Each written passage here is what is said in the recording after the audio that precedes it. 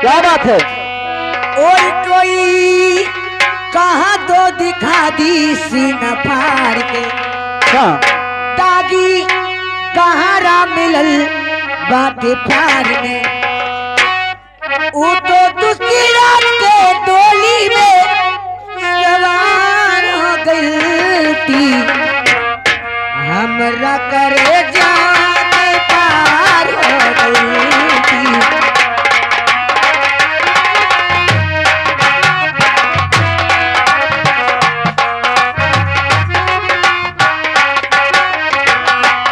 वो तो दूसरा के डोली में हेलो। अरे लड़का के मौसिया की तरफ से 51 रुपया नौछावरे हमारे पार्टी धन्यवाद देते हैं। हो कोई कहे तो दिखा दो सीना फाड़ के।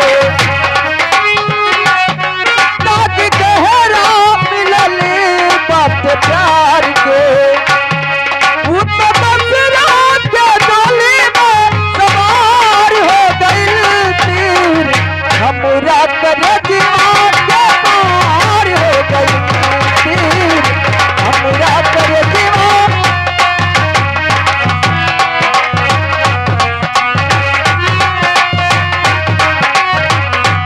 मीठी बतिया बतिया के कि हमसे नैन लड़ोलो।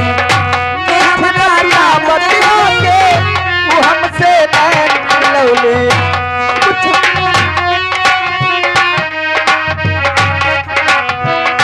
मीठी बतिया बतिया के कि हमसे नैन लड़ोलो। कि हम ना जाने से पूछूं कि हमके प्यार से कहूं।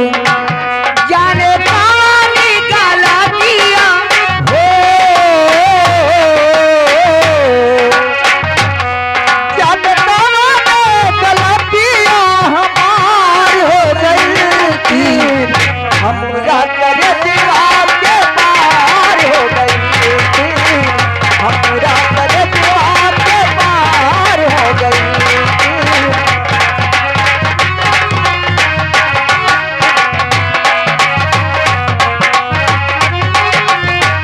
ए जी क्या?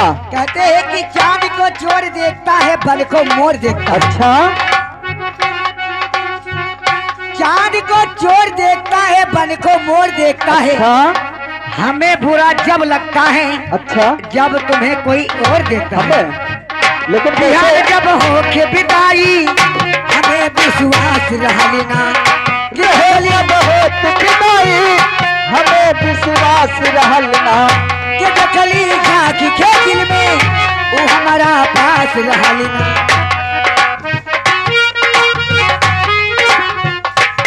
कवर यही का काला दिया ये तीर हमरा करे जाके पार हो गई थी। हमरा करे जा जनता ने गलतियां हो।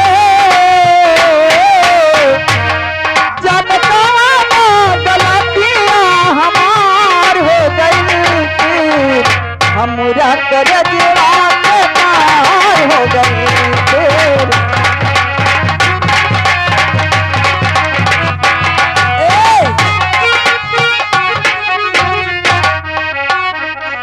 आज हमार राजा यही मेरा है। कहा तनिको लेकिन कहा हे मेहरारू राजा अब कौन भैया है? लोगन का कहना है संगीत दिखाए जाए।